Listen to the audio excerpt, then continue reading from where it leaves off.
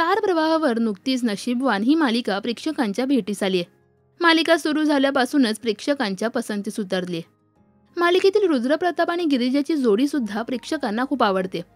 पण या दोघांचे एकत्र सीन्स नेमके कसे शूट होतात हे तुम्हाला माहिती आहे का? पहा मालिकेचे हे खास बिहाइंड द सीन व्हिडिओज.